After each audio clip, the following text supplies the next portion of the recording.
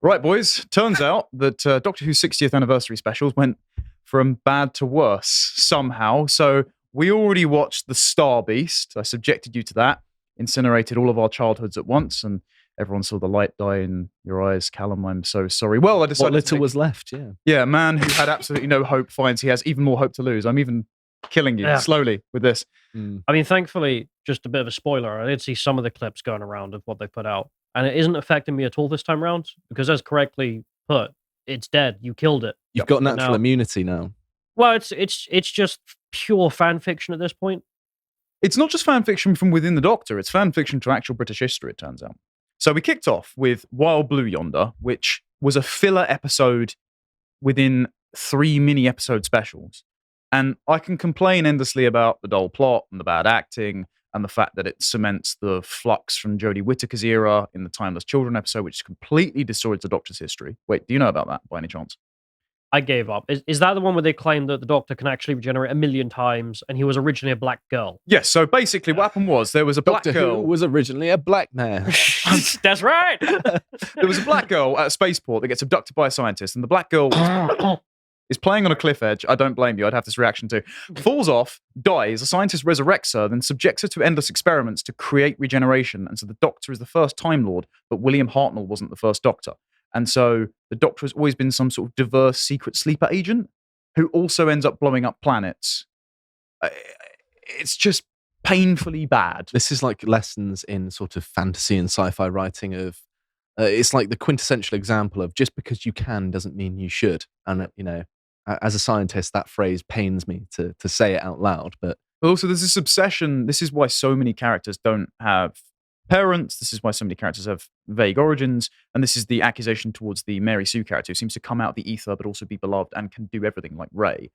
It's for narcissistic bad writers and the kinds of weak people who need to be seen on screen to feel validated, to project themselves onto. Like, characters aren't characters anymore. They're these blank slate empty vessels for whoever, like, weak-minded people need to feel validated or familiar with them. Well, if your characters are just a vehicle for you to work out your personal insecurities, you're a bad writer. Yes. And a bad person. Yeah. And you should feel bad.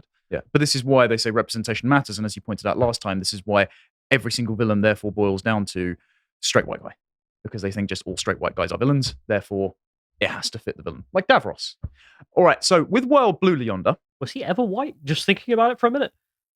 I don't think he actually was. He was more like someone who's been hanging out in Gibraltar for 10 years. Well, technically, no, because his flesh was British decaying. expat. I mean, he was in Magician's Apprentice, and which is familiar. You do see the Doctor go back in time and meet like Kid Davros. Okay. So he's just a like, but that's fine. But then you didn't need to say that him being in the Dalek thing was representing all wheelchair users, and therefore by taking him out of the wheelchair, he now represents all white guys. Okay, whatever. But speaking of representation. And speaking of white guys, who do we historically think might be a good white guy in British history to look up to? I mean, they've already done Robin Hood in this show, right? They've already done the Vikings. I think maybe the Vikings are not good to look up to. No, but you know, prominent historical figures. They decided to include Isaac Newton in this episode for essentially no reason as well, because it doesn't connect to the rest of the plot. Because they go onto some sort of spaceship and then they get their doppelgangers that follow them around with really bad CGI. But this is the opening to episode 2. It looks like it's filmed in Bath as well. It looks lovely. Oh. Lovely Bath limestone. Well, it looks lovely until a few seconds. Obviously not. Everything about that was ridiculous. It's just really poorly acted as well. Poorly acted, poorly written, poorly cast. Even the shots aren't very good. I know. I mean, sincerely, it's over just from the leaves. Yeah, it's oversaturated, really wide angle. It's not. It's been Disneyfied. I do agree with that. People think that high production value just means more CGI, more saturation, and just packing it with jokes as well. For some reason, it's the Marvel formula. So soulless. But for anyone who doesn't know, Isaac Newton was not a black man. Well, nor is he. That's not right. So that's a bit frustrating. Is he? I thought he was an Indian fella. I don't know. It's difficult to tell. I don't Isaac Newton was not racially ambiguous. Yeah, he was. I think he was English. There were some people that were just saying, "Oh, why do you care about this?" And I did just want to point out that. So I did a tweet, and it made the rounds. And the reason is they obviously cared about it enough to change it. But the frustration with this is that they're reaching through the screen and slapping me with their racialized propaganda. It comes back to that quote that we've both mentioned before from Stephen Moffat about the Frost Fair episode in season 10, which is we have to tell a kind of lie and we have to put black people historically where they weren't because we want to say that this was better. So we've got to create a fictional history. It's like if you're doing that, then you've just gone mad and you're just making rubbish art. Now, unfortunately, revisionism is not just confined to the race of certain British historical characters. It's also confined to the sexuality of certain Doctor Who characters. So it's funny. Russell T Davies once said that no straight actor should play a gay character. Now, as far as I know, David Tennant is married with kids. And his doctor fell in love with Rose Tyler. That's why he gave a opposite version of him to live on the parallel Earth with her forever, and it was really sweet, right? Turns out he's come back in his reincarnation with some slightly different preferences. Yeah, it was. It was pretty far from the surface when he was snogging Rose Tyler. This is what I mean. Like, that is such utter fan fiction. It's like a square shape trying to be rammed for a circular hole, right? He probably shouldn't have mentioned that just after he came out the closet. Yeah, that wasn't the best choice of phrase, but it's somewhat fitting, unlike their propaganda. There's someone who sort of knows the fandom. Like, there was definitely a massive divide between people who like Doctor Who radically, which is there are people who loved collecting it and whatnot, kids who grew up with that era, the new one. And then there were the Tumblr people. Yes. Overwhelmingly, like, Americans who were like, oh, I love Britain so much, and I love pronouns for some bloody reason, like leftist Americans. And then there's a whole host of them who are British as well, don't get me wrong. And those people seem to have taken over handling the cameras, writing the scripts for all the episodes. And that's why it's ended up like that. So I know a few things about that. Number one, Tumblr, where you could make mood boards of your certain interests. Loads of the GIFs that would go viral were always the relationship heavy ones. So it was this sort of percolation of living vicariously through the Doctor and his companions, falling in love and being friends. And then you had the rise of the gender stuff at the same time. So they just worlds collided. The reason that happened actually within Doctor Who is not just because of all the times that you've covered before with the BBC hiring based on race and gender, but also because the Doctor Who Whoniverse and all of the recording accompaniments like the Extended Universe podcasts and even their magazine were hiring based on the characteristics that they were trying to push in the show. So as soon as Jodie Whittaker became the Doctor, they needed a new female editor for Doctor Who magazine, for example. I met the girl that said, this is the reason I was hired. So they took the Tumblr rights and just gave them the jobs for propaganda reasons. This is what I mean by it doesn't really affect me that much this time round. Because you're watching and it's like, this is so amateur on every level, every technical level, every writing level, everything. You just know that it's not silly.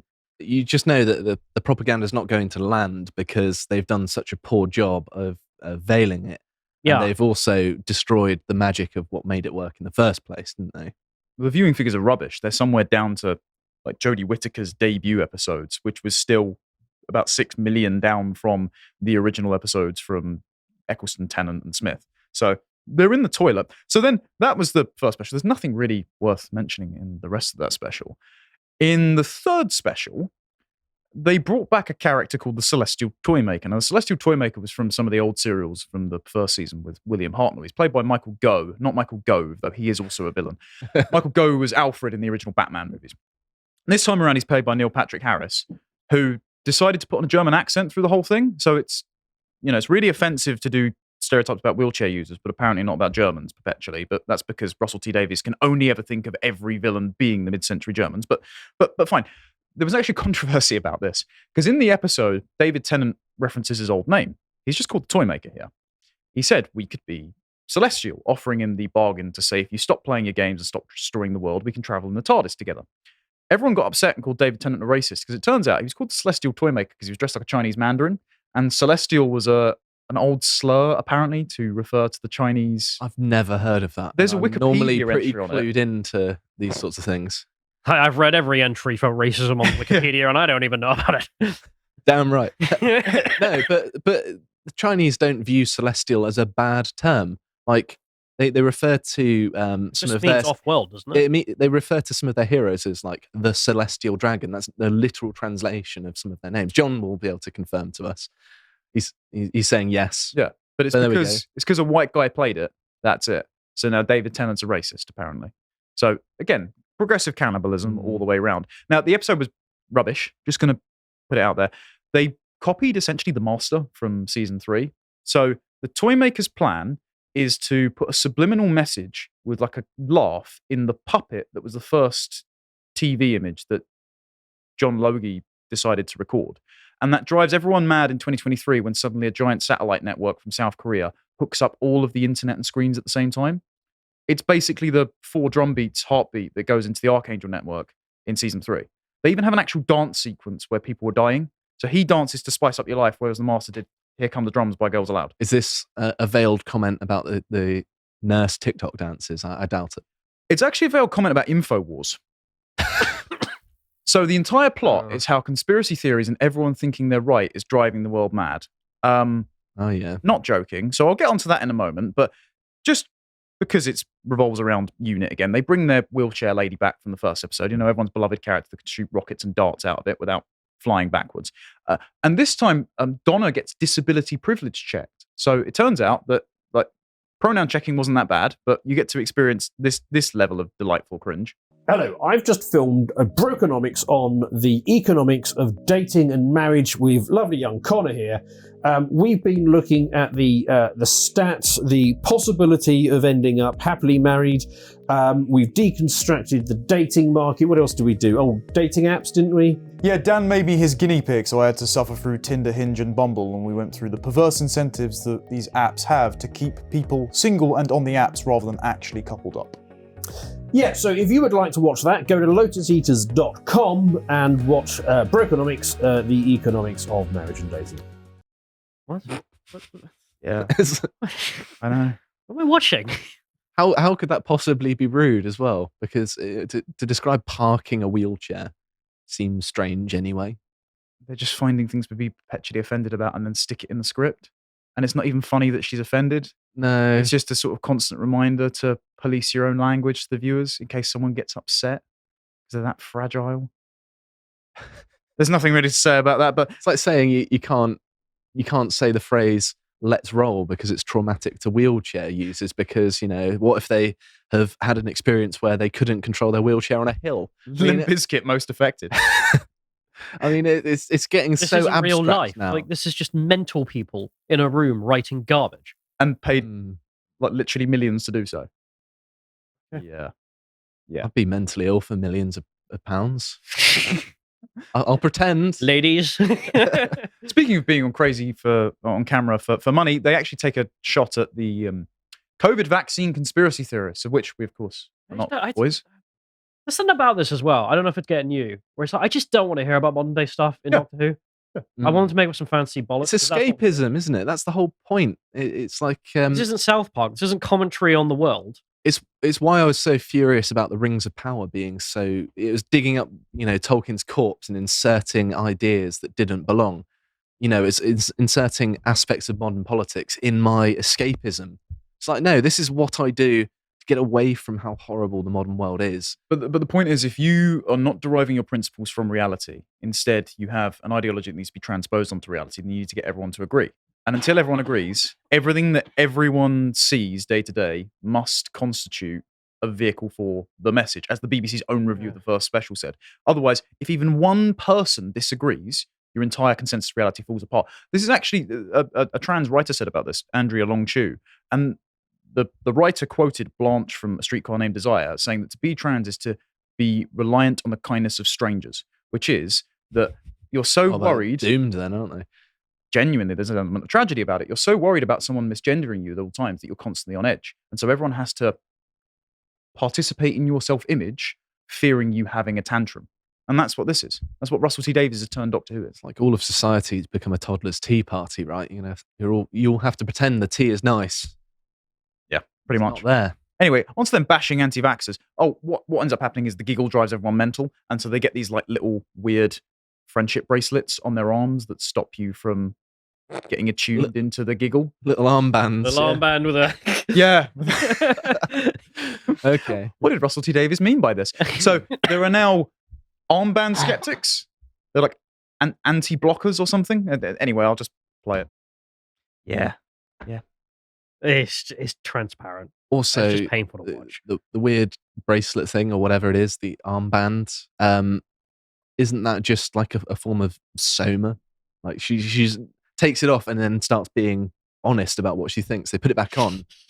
Like, this is how the government will control So you you. agree with me? 2 people with red hair can't happen.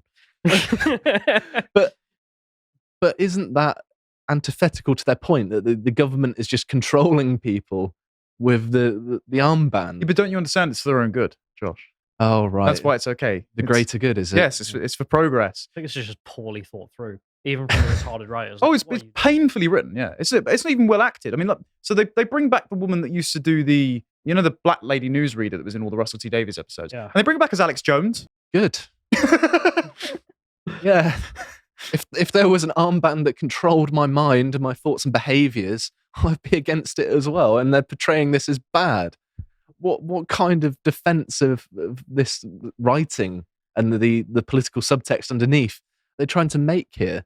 I don't think they're thinking that coherently because they put all of their energy into the regeneration. So this is actually the regeneration episode. Neither of you have seen what happens, have you? I might have. Nope. Okay, well, strap in, fellas. This is quite a special moment where you get to see a brand new Doctor. And he's not the only one. I can't even give this a preface. You just, please do, Neil Patrick Harris. Did you notice a particular choice they made about his costume? Why is he wearing no trousers? Why is he in his pants? Is it just, genuinely, we're just hiring perverts now? Is it, seriously, actual question. Why did he need to be regenerated in his under? He remains that way for the whole episode. Just in his pants, prancing about in London. Anyway, Nerdrotic decided to pause it on a particular scene, and I have to think this is intentional. It looks like they're slow dancing, touching tips. They literally regenerate from the nuts. Really, Russell T Davies, you need to make it that on the nose. Really? Very strange. Just I mean, this is so ridiculous. It's Yeah. not even killing the characters. You've made your own bullshit up. so. If you want to get a preview of how the next Doctor's going to act, this is the final clip I'll play. There's now 2 Doctors, right? Turns out as well, Russell T Davies has They're both gay. yes. Oh, for fuck. Also, Why not? Why not? every single Doctor throughout all of time is now bi-generated retroactively, apparently. So for some reason, this bi-generation happens, which means that every single former regeneration is a bi-generation. So I guess all of time, there's just another Doctor just sprouted out of it. So all the Doctors exist at once. That's not a problem. So touching tips with another fella or your racial alter ego somehow creates more people. Okay. Interesting. They even have their socks on. Oh no, David Tennant doesn't have his socks on. That's why. Okay, right, that makes perfect sense. So Does it? this is what the new Doctor Them is the gonna rules. be like again in his pants. That is really just like that's just piddling on its corpse. Why now. every 3 seconds they have to be like, she's disabled? Did you know she's in a wheelchair? It's like, yeah. Don't care, mate. Maybe it's for the blind viewers. We have to be inclusive.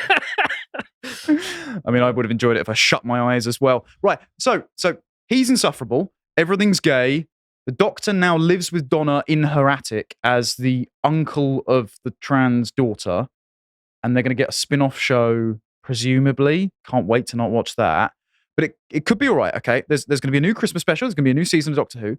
Maybe they can save it. Do you want to see the villain? What are you talking about? Maybe what's to save? Well, okay, right. So at the end of the episode, the toy maker, he loses a golden tooth, and for some reason there's a god trapped in his tooth. Don't ask questions, right? And they have it so that the tooth gets picked up off screen by a mysterious hand, like in Flash Gordon, or again with the Master and his watch. So Russell T Davies is rehashing it. Now, the hand has like red nail varnish. Some think it's Kate Lethbridge Stewart.